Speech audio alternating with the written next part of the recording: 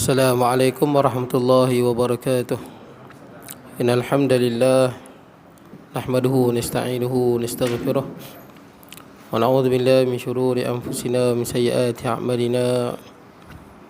May yahdihillahu fala mudilla lahu wa may yudlilhu fala hadiya lahu. Asyhadu an la ilaha illallah wahdahu la syarika lahu wa asyhadu anna sayyidana wa nabiyyana Muhammadan abduhu wa rasuluh. Allahumma salli wa sallim wa barik ala sayyidina Muhammad wa ala alihi wa ashabihi ajma'in. Subhanaka la ilma lana illa ma 'allamtana innaka antal alimul hakim. Rabbi shrah li sadri wa yassir li amri wahlul 'uqdatam min lisani yafqahu qawli. Allahumma la sahla illa ma ja'altahu sahla wa anta taj'alul hazna was-sa'ba idza syi'ta sahla. Wala haula wala quwwata illa billahil 'aliyyil 'azim. Amma ba'd. Hadirin hadirat jemaah yang dirahmati Allah, alhamdulillah pada malam ni kita dapat bertemu. Tuan-tuan semua sihat no? Alhamdulillah. Jadi tuan-tuan ada tahlil ada orang meninggal kan. Jadi siapa dia meninggal? Tak, yang tadi tahlil tadi. Tadi tahlil untuk Pak Ngah lah. Tadi tahlil tadi. Oh. Ya? Oh ya, saya tahu. Yang hak tahlil untuk apa? Untuk guru tu. Oh. Sebab saya dengar Allahumma firlah. Firlah orang perempuan. Ada orang perempuan kot meninggal. Perempuan lelaki meninggal ni. Oh, semua sekali ya. Lahu ada, lahum ada, semua ada. Jadi kalau sekali kita guna Allahumma ighfir lahum, ya. Kalau kita tak tahu lelaki perempuan, kita guna Allahumma ighfir lahu. Ya. Kalau dua, Allahumma ighfir huma. Nah, huma. Kalau ramai, hum lah. Itu bahasa Arab. Baik, tak apa tuan-tuan, innalillahi wa inna ilaihi raji'un. Dan kita mungkin simpan sekejap lagi lah kot no. Meninggal bila? Tok Guru. Oh, siapa dah? Oh, Pak Isyak. Oh. Simpan malam ni ya? Oh, semalam. Oh. Tak apa tuan-tuan. Pak Ngah pergi tengok kan tu. Oh, Pak Muntaha Ustaz Zulkifli. Ya. Baik, kita berhenti di mana tuan-tuan?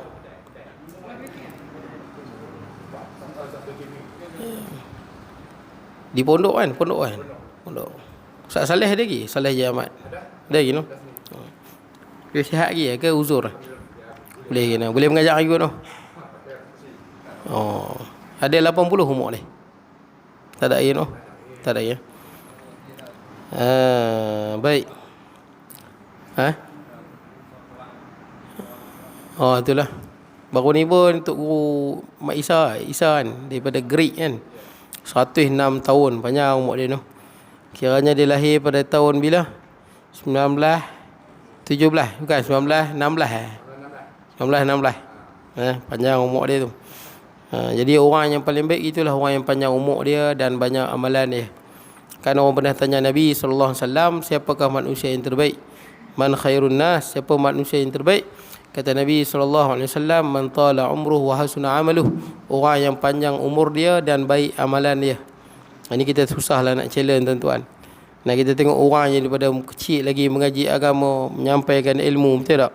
Susah, ini nak challenge susah tuan-tuan. Itulah sebaik-baik manusia, panjang umur dan baik amalan dia. Nak challenge ni susah lah, kecuali orang yang karang kitab. Karang kitab boleh mengalahkan lah.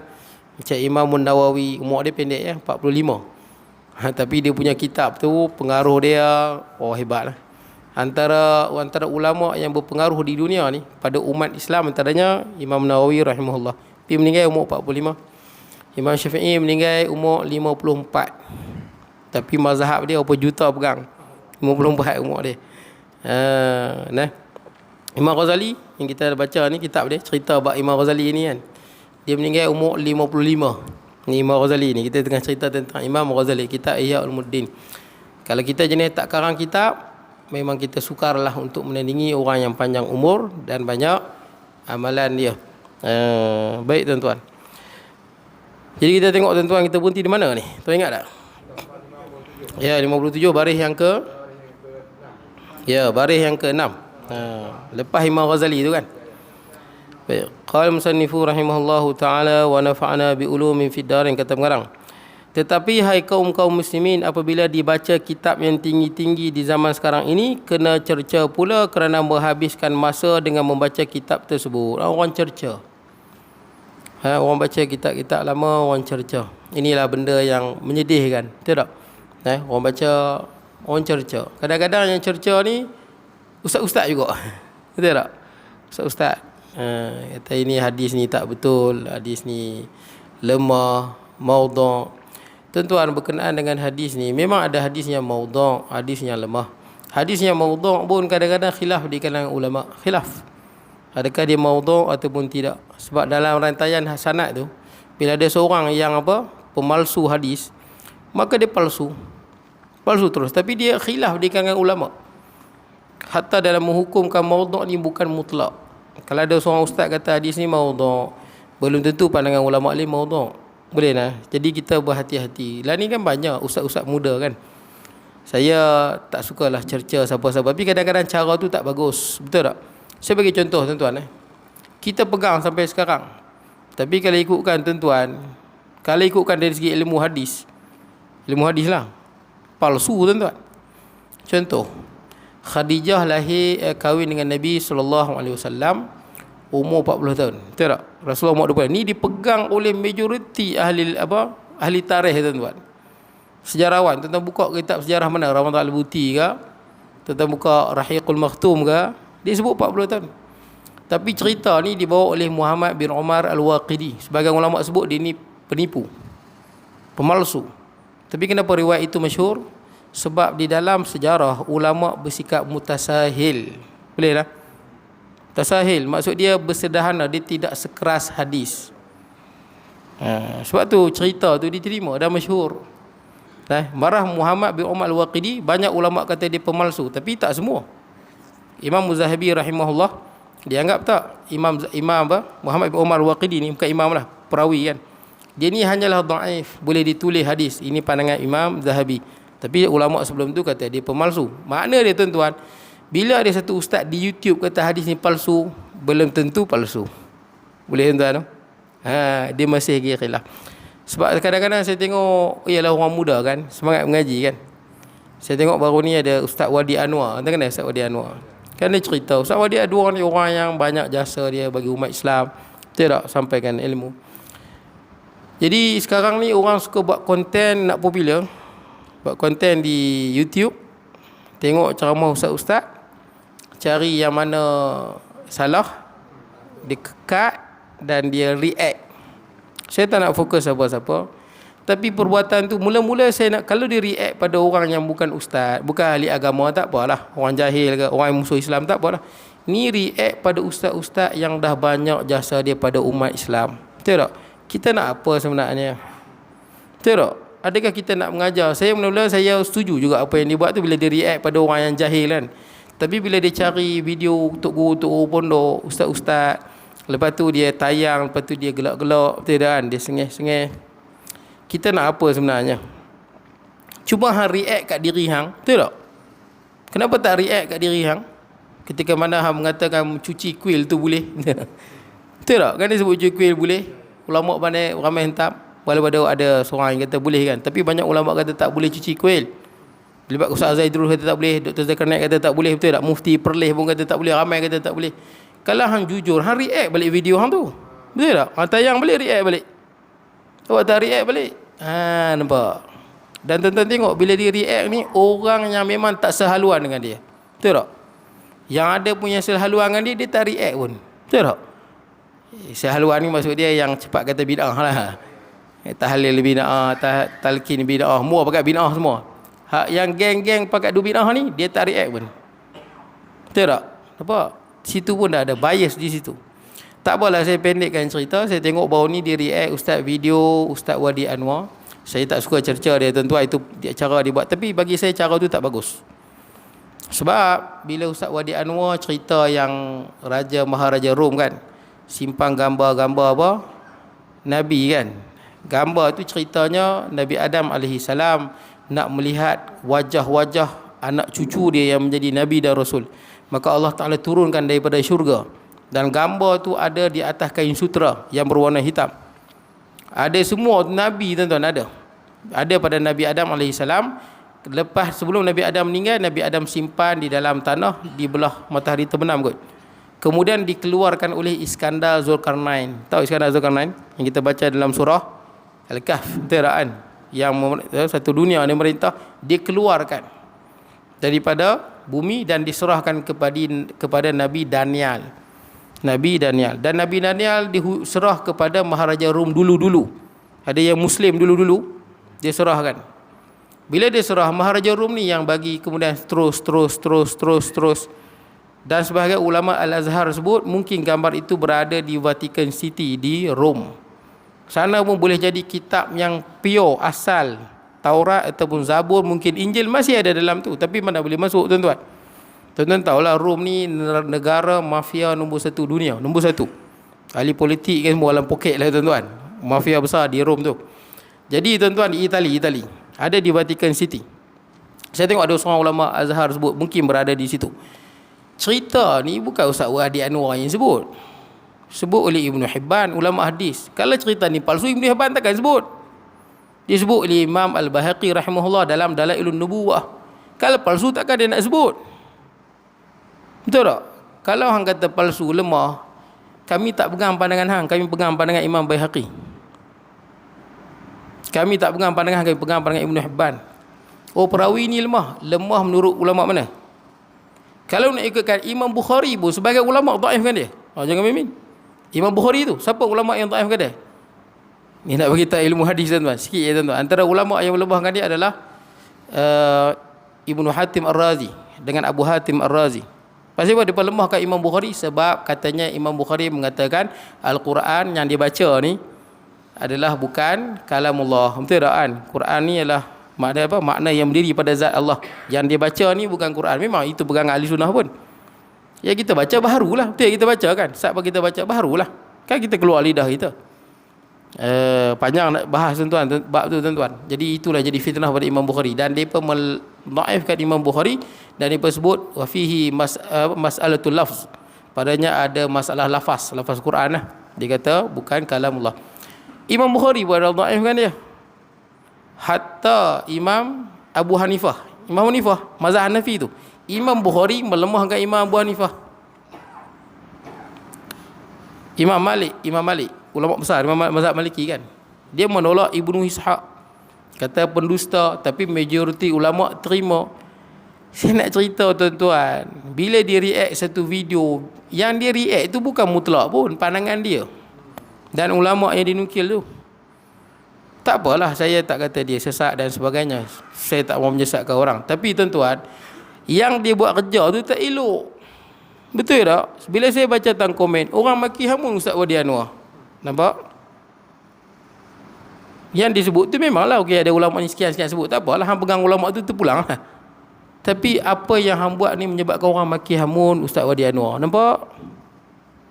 Oh, nampak? Asal tu ada benda yang kadang kita sangka baik, ni tak baik.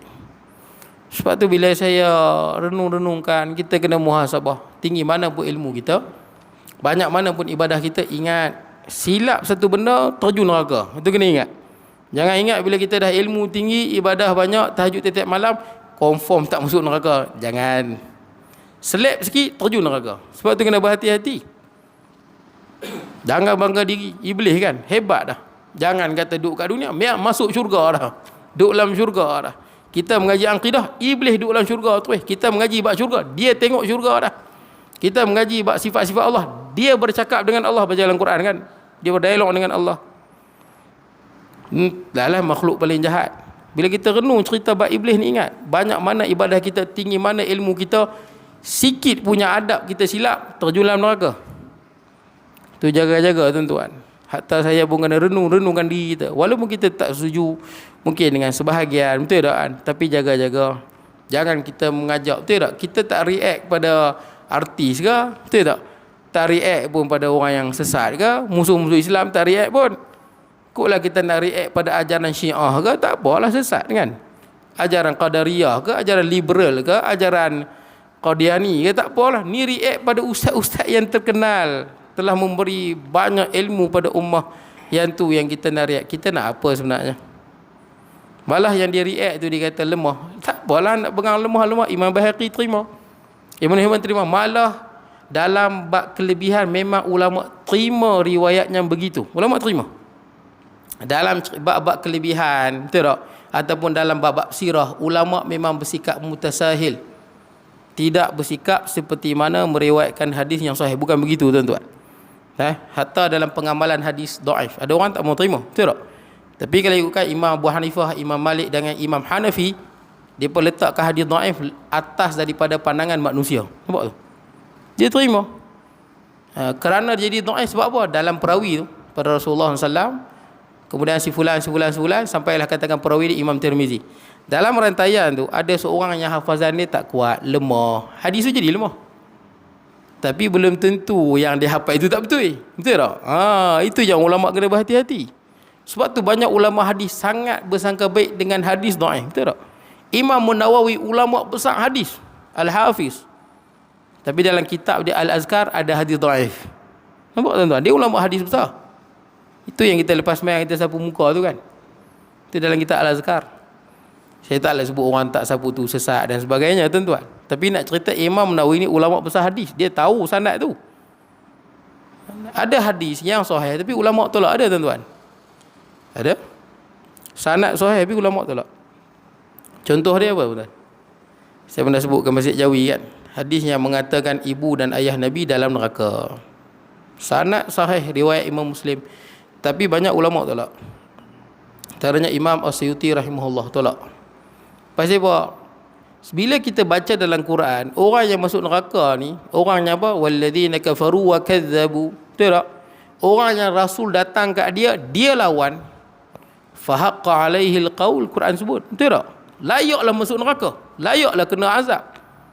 Bila dah apa? Datang Nabi bawa mukjizat, bawa Quran lawan, layak masuk neraka. Ini mak ayah Nabi SAW tak ada jumpa, betul tak? Tak ada jumpa Nabi. Tak ada nak lawan, belum sampai wahyu lagi. Malah dalam Quran sebut wa ma kunna mu'adzibina hatta nab'asa rasulah. Kami tidak akan mengazab siapa-siapa pun sehingga diutuskan rasul. Ni rasul tak utus lagi. Macam mana nak kena azab?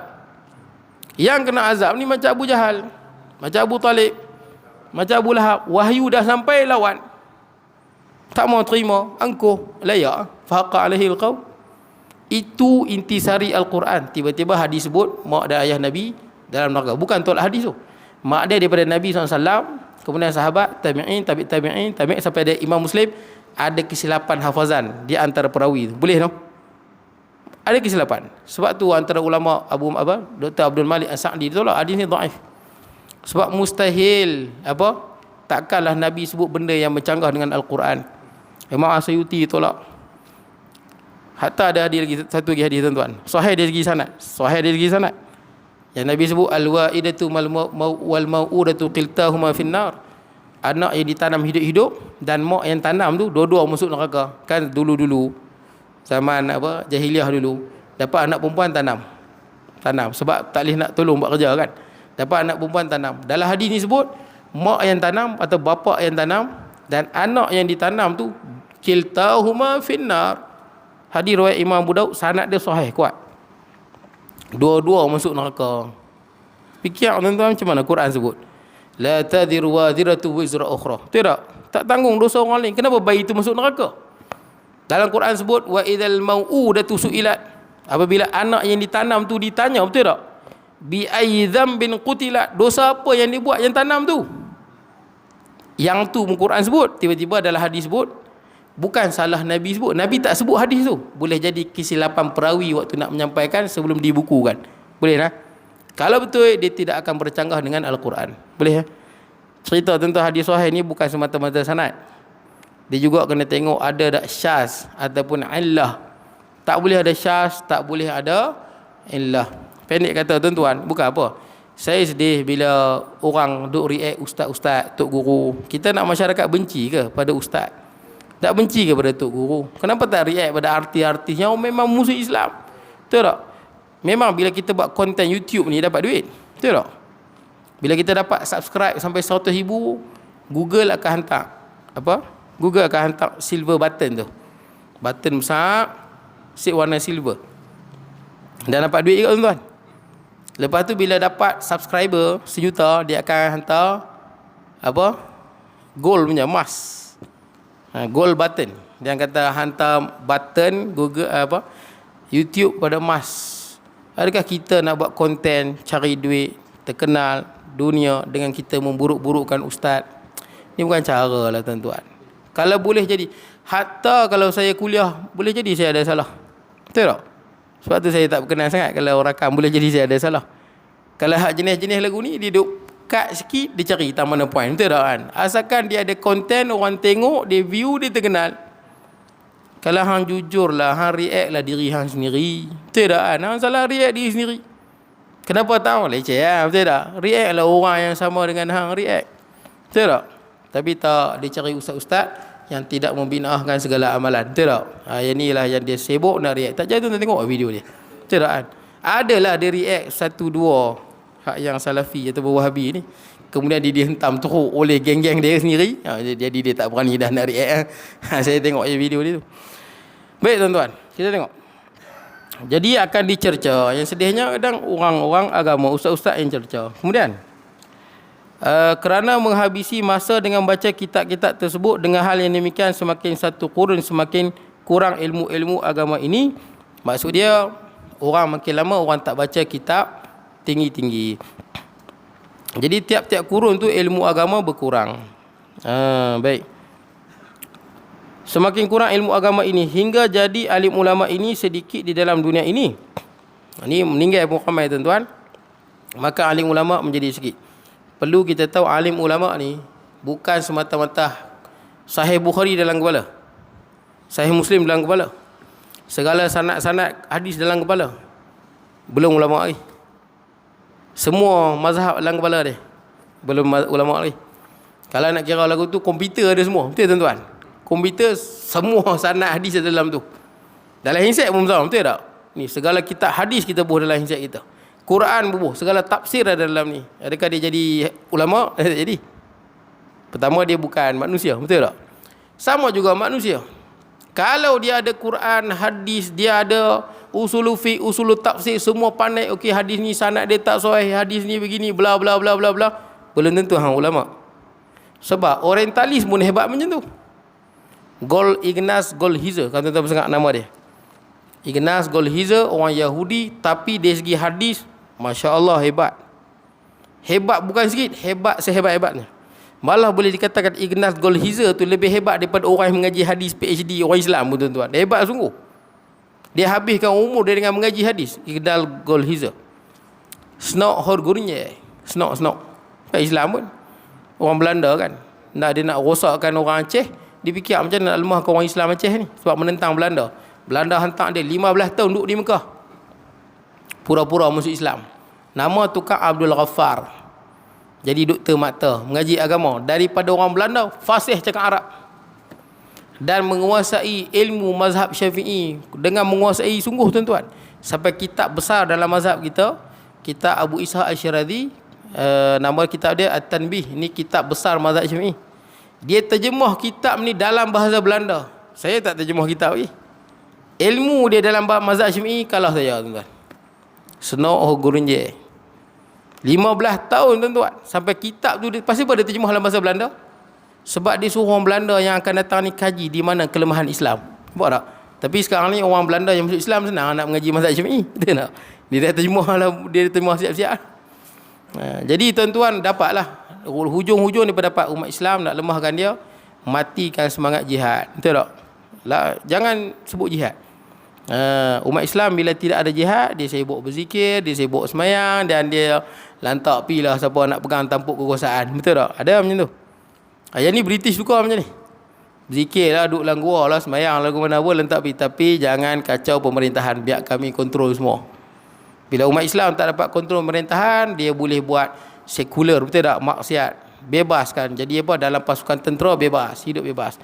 Dalam pasukan polis hidup bebas, bentangkan apa? Dunia, bentangkan kemewahan.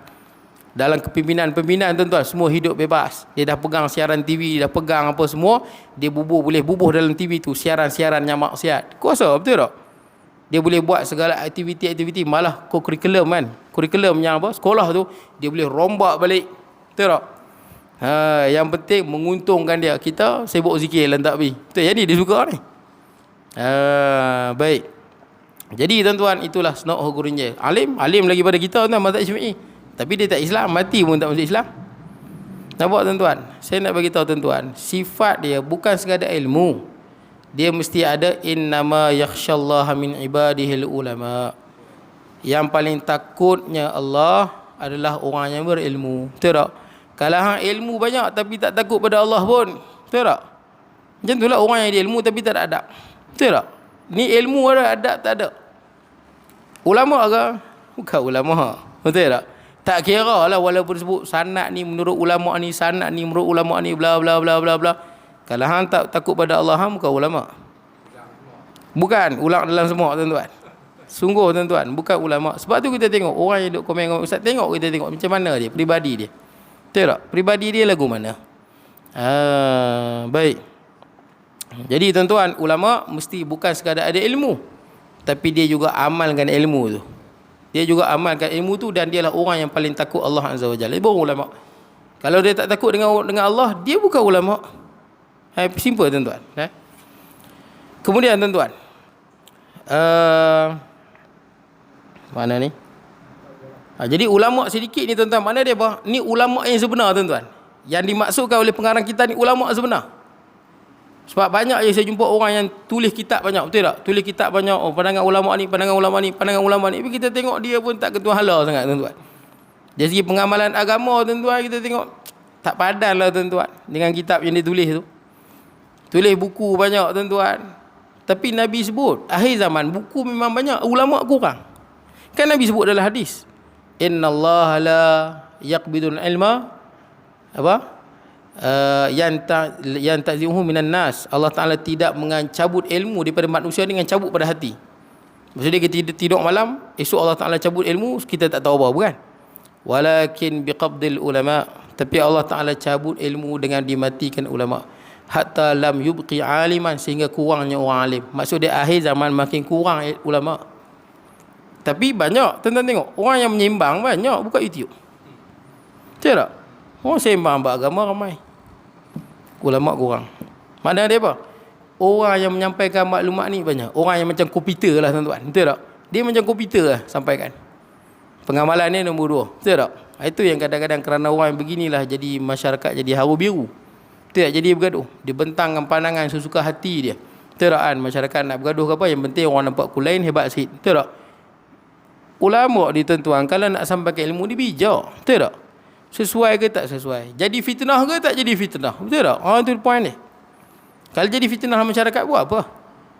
Bukan kerja kita nak, macam contoh lah, ngaji sikit buat agama, sembahyang subuh, kunut, bid'ah contohnya. Ini semua nak cari fitnah. Sebab yang baca kunut ni umat Islam paling ramai di Indonesia, 200 juta. Malaysia pun 16 juta. Betul tak? Yang kunut ni beratus juta tuan-tuan. Ratus juta. Mai okey, kunut bid'ah. Ni semua nak cari pasal. Betul tak? Ini dah kata menurut saya dalil kunut lebih kuat. Menurut hang. Boleh menurut hang. Boleh bentanglah lagu mana menurut hang. Kalau tidak, taklah beratus juta umat Islam berkunut. Baik. Cerita lama dah tuan-tuan kunut ni. Baik, jadi tuan-tuan, ulama yang sebenarnya tak ada, tapi yang jenis sembang banyak. Ini seperti orang kaya harta dunia, maka tidak digelarkan dan dinamakan seorang itu pengetahuan yang tinggi, alim ulama, melainkan dengan tingginya serba-serbi segala ilmu pengetahuan agama. Nampak? Macam orang kaya lah. Kalau orang ada duit sikit, kita tak kata kaya, betul tak? Orang kaya ni dalam bank 10 juta, tanah beratus ekar, betul tak kan? Kereta pun banyak, bisnes pun banyak, serba-serbi dia kaya. Betul tak? Orang kaya. Baik. Jadi tuan-tuan, kalau orang yang kurang harta dia, kita tak kata dia kaya, betul tak? Duit pun sikit, tanah pun sikit, semua sikit tuan-tuan. Kita tak kata dia kaya. Sama juga ulama, orang yang banyak ilmu dia dan dia mengamalkan.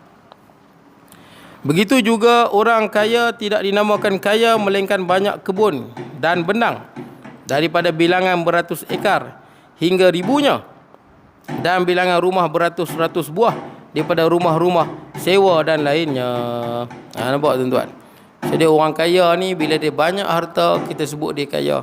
Maka ulama pun sama, bila dia banyak ilmu barulah kita sebut sebagai ulama. Boleh lah. Baik. Jadi tuan-tuan perlu kita tengok dengan mata hati kita tuan-tuan. Akhir zaman ni kena tengok mana ustaz, mana ulama yang mengamalkan ilmu dia tuan-tuan. Dan tidak menimbulkan fitnah di dalam masyarakat tuan-tuan. Baik. Kemudian Isya tuan-tuan. Isya. Ha? Oh tadi bunyi ketuk-ketuk tadi. Ha? Oh azan. Oh 9 minit. Terus lagi. Baik tuan-tuan. Dihiasi akan Quran dengan emas. Quran bertahtakan emas. Ada tak tuan-tuan? Ada. Kawan saya dulu dia masuk pertandingan, menang, dapat Quran bertahtakan emas. Padahal tak perlu pun tuan-tuan. Tapi sekarang ni dah ada Quran yang bertahtakan emas. Banyak mana lah tuan-tuan. Antara maknanya umat Islam akhir zaman ni kaya tuan-tuan. Kaya sekaya-kayanya. Dan emas ni tuan-tuan, kalau kita ada sudu emas, apa lagi? Garpu emas, pinggan emas, boleh ke tuan-tuan? Tak boleh kan? Tak boleh ada. Simpan tak boleh? Ada pun tak boleh. Kalau ada perlu dileburkan. Nah, itu bentuk kemewahan yang keterlaluan tuan-tuan. Emas ni adalah benda yang kita tak boleh pakai kecuali dalam keadaan darurat. Bolehlah pakai. Dulu-dulu ada artis gigi emas, semua pakai cabut gigi, buah gigi emas. Kan ada orang buat saja-saja buat, hukum dia adalah haram. Kita nak masuk kubur, nak bawa gigi emas. Sebab tuan-tuan. Baik, jadi dah ada tuan-tuan. Itu tanda dia dah ada orang jadikan Quran bertahtakan emas. Padahal tak perlu benda tu tuan-tuan. Quran perlu dibaca, bukan ditahtakan dengan emas. Dihiaskan dan perelokkan segala masjid. Tuan-tuan punya masjid kapek 40,000 lah. Ni tanda akhir zaman ke macam mana tuan-tuan? Masjid lawa-lawa tanda akhir zaman ke macam mana tuan-tuan? Tuan-tuan, tanda akhir zaman ni ada yang dicerca, ada yang sebagai tanda sahaja. Contohnya apa tuan-tuan? Contohnya banyaknya orang perempuan, kurangnya orang lelaki. Adakah berdosa? Orang lahir anak perempuan hang ni tengok tanda-tanda kiamat lah ni. Bukan. Nah, itu sebagai tanda sahaja tapi tak dicerca. Termasuk ya ni. Umat Islam hiaskan masjid. Tak salah tuan-tuan. Bukan satu kesalahan bila kita niat hiaskan untuk keselesaan orang yang berjemaah. Bukan kesalahan. Hatta kita tengok Masjidil Haram kan. Dulu tuan-tuan taik merpati pun banyak kat situ. Tapi lah ni dah bersih dengan ada payung tedaan, buka sendiri. Itu semua bagus. Tapi Nabi sebut dah akhir zaman masjid ni hebat-hebat. Maknanya dia apa? Orang Islam kaya-kaya semua. Kaya-kaya belaka tuan-tuan. Bukan macam zaman Nabi SAW. Banyak sahabat yang miskin. Masjid pun apa? Lantai dia pasiak. Dia punya dinding pun apa? Lumpur. Dia punya bumbung tiang pun batang kurma. Dia punya bumbung pun apa? Pelepah tamar. Sebab tu zaman Nabi sunat semayang pakai kasut. Semayang sunat pakai kasut. Dalam mazhab kita pun, kalau kita semayang di luar atas tanah, sunat pakai kasut. Tapi dengan syarat kasut tu boleh ni lah. Boleh apa? Kita nak kepak kan, kita punya tu. Jangan tuan-tuan pakai kasut boot yang tak boleh nak kepak tu, tak boleh lah. Kasut yang boleh kepak tu. Sebab tu Rasulullah SAW pernah semayang di kasut Nabi tu ada najis kan. Jibril beritahu Rasulullah buka kasut tu. Bila Rasulullah buka kasut tu, sahabat semua pakat buka. Rupanya Nabi beritahu kasut tu ada najis. Jibril beritahu itu yang Rasulullah buka kasut tu. Maknanya kalau kita semayang di luar, kita ada kasut yang boleh dilenturkan dan bersih, sunat pakai kasut. Kalau kita semayang atas tanah lah tuan-tuan, atas tanah. Baik. Jadi tuan-tuan, masjid dihiaskan. Ini bukan perkara aib Nabi nak sebut akhir zaman nanti. Ada lagi tanda apa tuan-tuan? Zuhurul qalam. Adalah hadis lain sebut. Banyak buku-buku tuan-tuan. Banyak buku-buku agama tuan-tuan. Buku-buku agama sangat banyak. Betul tuan-tuan. Ustaz ni tulis. Tuan-tuan tengok. Saya tengok buku tuan-tuan pun banyak tuan-tuan.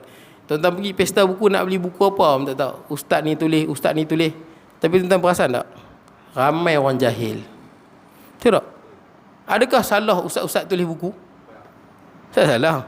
Tapi itu tanda kiamat tu. Tanda kiamat. Buku ni kalau tuan-tuan pergi, hatta ustaz yang raja react tu banyak buku dia tulis tuan-tuan. Baguslah tuan-tuan. Yang tu saya pujilah dia. Baguslah. Bukanlah salah. Tapi yang kita tak setuju lah tuan-tuan. Jadi tuan-tuan, buku banyak, betul tak? Saat nanti dia open buku dia, betul tak? Ustaz dia tulis buku, ramai tulis buku tuan-tuan. Macam-macam buku ada tuan-tuan. Tapi kenapa ramai orang jahil? Nampak tak? Buku banyak tapi orang tak baca. Quran bubuh mah tapi tak ada dalam dada, tak diamalkan. Adakah salah orang tulis kitab? Tak salah. Betul tak? Itu tanda, sebagai tanda sahaja. Baik tuan-tuan. Habislah ditinggikan akan mimbar. Kita berhenti di situ tuan-tuan. Dan ditinggikan segala mimbar. Tuan-tuan pergilah mana-mana masjid, mimbar semua tinggi. Betul tak? Mimbar tuan-tuan pun tinggi. Mimbar zaman Nabi tuan-tuan atas apa? Atas batang kurma. Rasulullah berkhutbah di atas batang kurma. Tak batang kurma, Rasulullah berdiri atas batang kurma, itulah mimbar. Sekarang tuan-tuan tengok mimbar kita hebat. Betul tuan-tuan? Mimbar Masjid Negara lagi tinggi. Lagi tinggi tuan-tuan. Mimbar makin lama makin tinggi. Ceritanya tuan-tuan, masjid umat Islam akan mewah di akhir zaman. Umat Islam banyak duit, banyak kekayaan. Habis tuan-tuan. Akan datang kita sambung, difasadkan segala hati dengan hasad dengki. Itu banyak tuan-tuan. Dihasadkan hati dengan segala hasad dengki. Kesimpulan tuan-tuan yang saya boleh sebut kat tuan-tuan, untuk kita selamat pada akhir zaman ni, kita mengaji ilmu dan kita amalkan. Dan bila kita tengok berlakunya khilaf, ada ustaz-ustaz muda sebut yang ni tak betul, dalil dia tak kuat, selagi mana ada ulama yang sebut, kita boleh pegang. Boleh tuan-tuan? Selagi mana ada ulama yang sebut, kita boleh pegang. Lah tuan-tuan, saya sebut kepada tuan-tuan, tuan-tuan tahu kitab Fadail Amal? Tahu? Karangan Maulana Zakaria Al-Kandahlawi kan. Maulana Zakaria Al-Kandahlawi ni alim besar hadis. Dan dia pernah sebut dalam kitab dia, saya tak ingat, yang mana dia pergi ziarah kubur Nabi SAW dan Rasulullah keluar salam, tangan salam dia. Ini benda-benda yang ajaib lah tuan-tuan yang berlaku pada dia. Maulana Zakaria ni alim besar. Dari segi sanadnya, dari segi hadis alim besar. Bila dia tulis Fadail Amal tu, tengok alim tak alim tu, cara dia macam Imam Ghazali. Mula-mula kitab tu hadis semua sahih. Bukhari Muslim. Yang tak hujung-hujung tu baru dia ambil yang dhaif, ada yang tidak ada sanad. Sama Imam Bukhari punya Imam Ghazali punya penulisan. Maknanya Imam Ghazali ni alim hadis. Kalau tidak macam mana dia boleh susun? Daripada kuat, sederhana, lemah, seterusnya. Sama Maulana Zakaria Kandahlawi ni alim besar, tapi dalam kitab Fadail Amal banyak je hadis dhaif. Betul tak? Apa?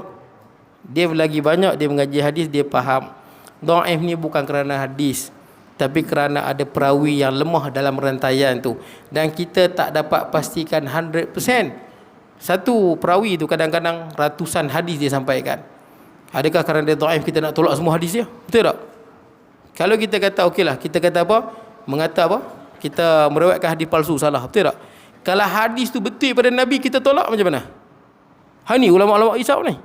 Takut hadis tu, kan perawi tu lemah, sedangkan hadis tu memang betul. Perawi ni bukan penipu, cuma dia lemah, mungkin jadi silap.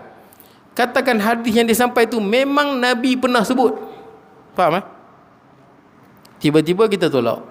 Apa hukum kita tolak hadis pula yang Nabi sebut? Nampak tak? Sebab itulah ulama kadang-kadang bersangka baik dengan hadis-hadis yang dhaif. Kalau ada ulama tak mau terima, ya ada, bukan tak ada Imam Bukhari dan sebagainya. Nak pegang pandangan tu pegang, tapi jangan paksa masyarakat. Apatah lagi kita masuk dalam video, kita react ustaz ni, ustaz tu, betul tak? Kita malukan ustaz-ustaz ni, itu benda yang tak elok.